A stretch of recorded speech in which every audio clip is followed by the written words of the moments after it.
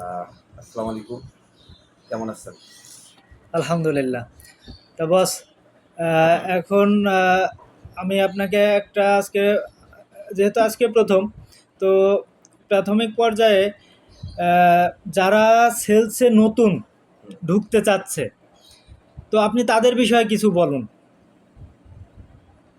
আহ, প্রথমত যেটা বলতে চাই, যারা সেলস নিয়ে কাজ করতে চান বা সেলস অ্যান্ড মার্কেটিং এ কাজ করতে চান, প্রথমত আমি বলবো যে এটা একটা খুবই আপনার জন্য একটা খুব ভালো একটা সুযোগ।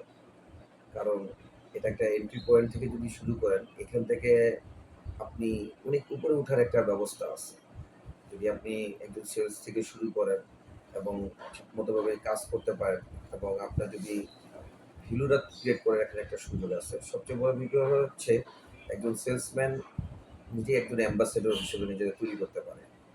তো আচ্ছা। সে যদি তার প্রত্যেকটা কার্যক্রম এবং তার সেলসে অনেক কাজ আছে, মার্কেটিং অনেক কাজ আছে, এগুলো তাকে সুদূর ভবিষ্যতে বা ভবিষ্যতে তার একটা ভালো পর্যায়ে এমনকি সিও লেভেল পর্যন্ত যাওয়ার তার একটা ক্যাপাসিটি বা একটা ওয়ে অফ ফরওয়ার্ড বা রাস্তা আছে। তো এই তো আমার কথা হচ্ছে যে সেলস সেলস পিপল নিয়ে যে কাজ করার মধ্যে আমার উপদেশের মধ্যে যদি বলেন, তো আমি খুব বলবো একটাই জিনিস, যে আপনি যে অবস্থায় যে পর্যায়ে যে সেলসে থাকেন না কেন, সেটা হলো এন্ট্রি লেভেল হতে পারে, মিড লেভেল হতে পারে, বা বা সিনিয়র লেভেল হতে পারে, আপনাকে আপনার কাজকে কমিউনিকেশন বলেন, যে মার্কেটিংয়ে যে সবচেয়ে বড় হলো যোগাযোগ, কমিউনিকেশনটা ফিল করতে হবে, মার্কেট ভিজিট করতে হবে, আর হলো ওনারশিপটা থাকতে হবে, আর সবচেয়ে হচ্ছে লেগে থাকতে হবে। স্টিকি মানে আপনাকে সবসময় লেগে থাকতে হবে, আপনাকে লেগে থেকে আপনাকে কাজ করতে হবে। এখন কাজ করবেন, অনেক প্রবলেম দেখবেন, অনেক চ্যালেঞ্জ আসবে, সেগুলো ওভারকাম করতে হবে। এভাবে ধাপে ধাপে আপনারা ভালো করতে পারবেন সেলসে। এই তো শর্ট ফর্মে আর কি বলবো। আচ্ছা, অনেকেই আবার সেলসে ঢুকতে চায় না, কারণ অনেকেই মনে ভয় ঢোকায় তাদের যে সেলসে টার্গেট আছে, ম্যানেজারের দেখা যাচ্ছে যে রাগারাগি, এই সেই টার্গেট না হলে রাগারাগি করে। এ বিষয়ে যদি একটু বলতেন। এই ভয়টা তো অনেকে আর কি সেলসে আসতে চায় না। আর টার্গেট জিনিসটা ভয় পাওয়ার কিছু নাই।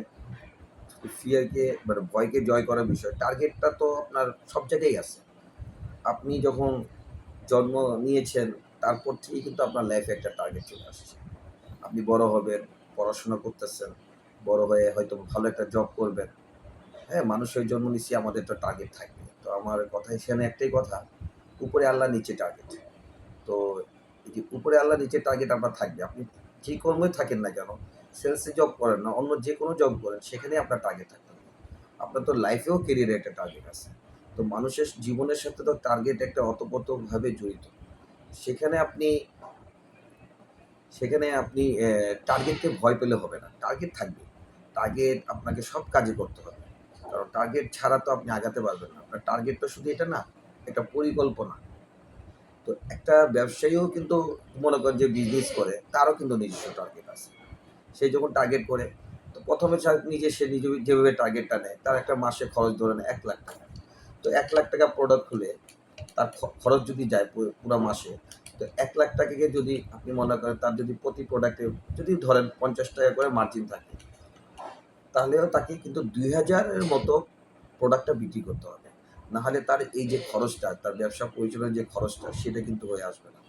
অতএব টার্গেটটা আপনাকে আপনার ভবিষ্যতের সামনে নিয়ে যেতে এবং আপনাকে আগায় নিতে, আপনার ডেভেলপমেন্ট, আপনার উন্নতির জন্য টার্গেটটা অনেক ইম্পর্টেন্ট।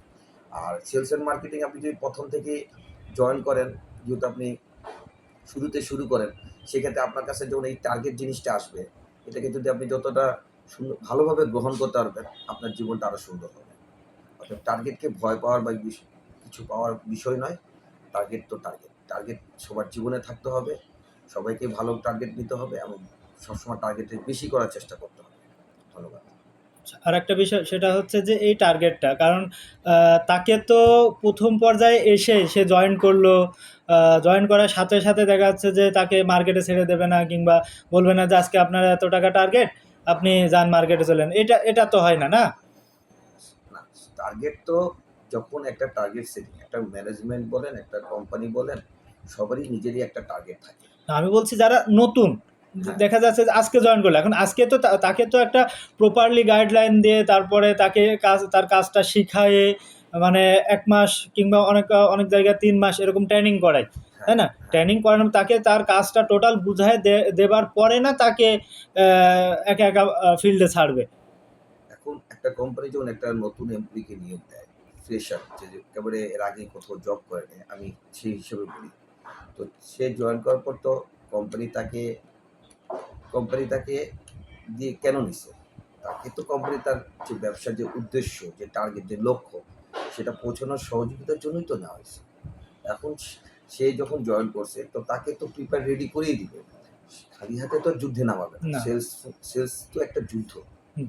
হ্যাঁ, এখানে এই যুদ্ধতে তো তাকে খালি হাতে নামাবে না, তাকে ট্রেনিং দিবে। তাকে সেলসের একটা ট্রেনিং দিবে, প্রোডাক্ট নলেজের ট্রেনিং দিবে, তারপরে কমিউনিকেশনের ট্রেনিং দিবে, তারপরে হলো ওয়ে অফ ফরওয়ার্ড কেমনে করে কাজ করতে হবে, কমিউনিকেশন কার সাথে কীভাবে কাজ করতে হবে এবং মার্কেটে কী, কী ইনফরমেশন নিতে হবে, কী, কী তথ্য নিতে হবে, এগুলো সবকিছু ট্রেনিং দিয়েই তাকে দেওয়া হয়। আর যেকোনো কোম্পানি ফ্রেশ অবস্থায় ১ম মাসে তো টার্গেট থাকেই। টার্গেট ছাড়া তো মানে ১ম থেকেই টার্গেট থাকে। কিন্তু তার জন্যও তো গ্রেস পিরিয়ড রাখে। তো অতএব আপনারা যদি ১ম থেকেই যদি টার্গেটের প্রতি যদি একটা ফোকাস থাকে, আপনার প্রায়োরিটি থাকে, তাহলে আপনি নতুন হয়ে জয়েন করে টার্গেটে ভয় পাওয়ার কিছু নেই। ঠিক আছে, ধন্যবাদ বস। আমরা আবারও আপনার কাছে আসব। আবার সেলস নিয়ে আসলে তো এটাই তো শেষ না, এখন আরও অনেক কথা আছে, অনেক বিষয়াদি জানার আছে। তো আমরা আবার পরবর্তী ভিডিওতে আমরা সে বিষয়ে কথা বলবো ইনশাল্লাহ। ঠিক আছে। ধন্যবাদ। সবাই ভালো থাকবেন। আসসালামু আলাইকুম।